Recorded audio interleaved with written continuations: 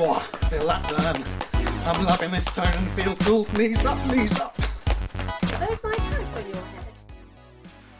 head? Welcome back to Dig Deeper. This is the series where we take a different Bible reading tool out of the toolbox each week and get to see how it helps us get to know God better. My name's Luke, and this week we are looking at the tone and feel tool, and you'll be relieved to hear it has nothing to do with star jumps or 70s aerobics. The tone and feel tool is quite an easy one to understand, but it's one that you might not have thought that much about in your normal Bible reading. We quite rightly think lots about what an author is saying. We want to make sure that we're understanding them rightly on their terms, not coming up with our own interpretation, and in fact that's what half these videos have been about. But the tone and feel tool is a bit different. It's all about how an author is saying what they're saying. The key question here is, why has the author said it like that? We all know there's much more to communication than just making statement after statement. How you say something, the way that you communicate, really changes your meaning. And this goes far beyond something like sarcasm, which is quite blunt and easy to spot. When you're being sarcastic, you say one thing, but you usually mean the total opposite. That's there, you might see some of those sometimes, but there's more subtle ways that we can communicate as well. Just notice the difference in emphasis between something like, "Wow, I can't believe you just did that," and "Wow, I can't believe you just did that."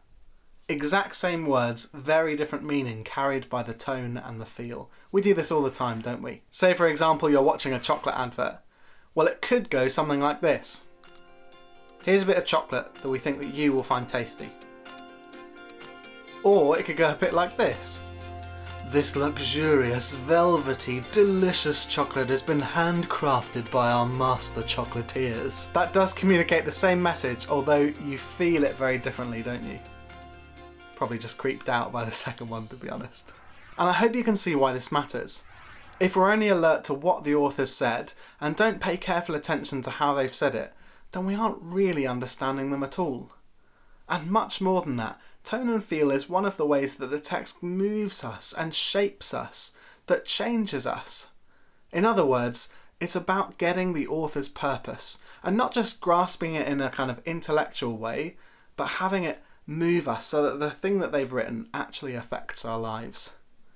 And we have to remember that the author's purpose is God's purpose. Check out the Purpose Tool video for a refresher on that. And so, isn't that what we really want when we come to the Bible? And we want God to move us and change us, mould us so that we think more like how He thinks, that we feel how He feels, that we view the world the way that He views the world.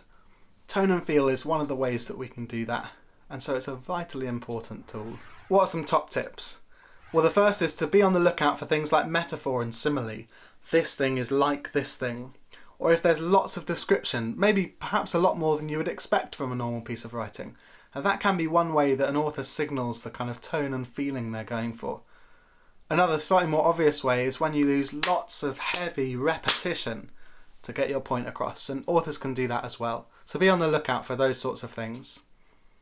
One question that I know that some people get a lot of mileage out of is, what soundtrack would you put to this passage?